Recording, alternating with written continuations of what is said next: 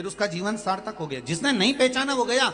आज तक हम भटकते रहे, ना जाने कहां कहां कहां कहां 33 कौटी देवताओं के दरवाजे पर गए, फिर वहां से काम नहीं बना तो कहीं और पहुंच गए, फिर वहां से काम नहीं बना तो फिर और कहीं पहुंच गए।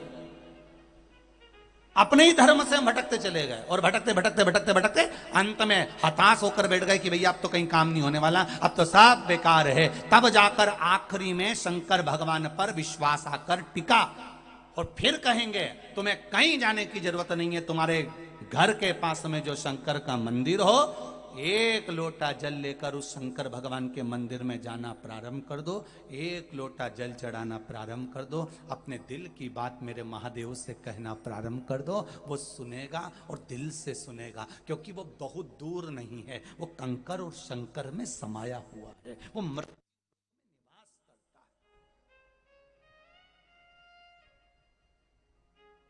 मृत्यु लोक में। जब राम जी महाराज भी लंका पर विजय प्राप्त करने जाते हैं तो पहले शंकर भगवान का अभिषेक पूजन कर कर जाते हैं।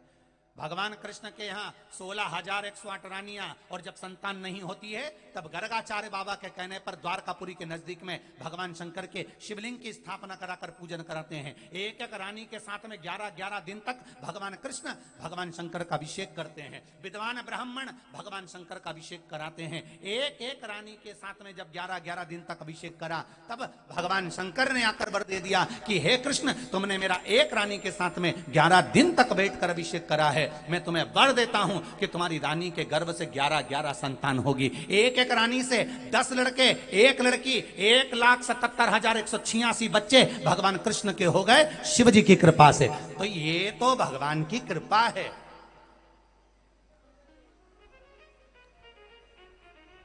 एक किसी ने पहले भी प्रश्न करा था कि गुरुजी ये आंकड़े की जड़ वाला प्रयोग और भगवान शंकर का ये प्रयोग करते हैं तो कई लोगों को हमने देखा कि उनके जुड़वा छोरा छोरी होते हैं, तो एक क्यों नहीं होता? हमने कहा भगवान जब भी देता है तो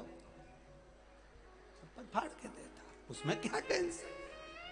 सारे देव देते हैं पल्ला झाड़ कर और मेरा महादेव देता है छप्पर फाड़ कर। वो थोड़ा तो देता ही नहीं है, वो जो भी दिया उसने अलमस्त होकर दिया, ले जा जा।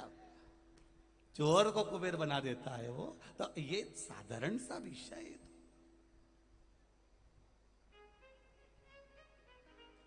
कितनी कृपा, कितनी उदारता।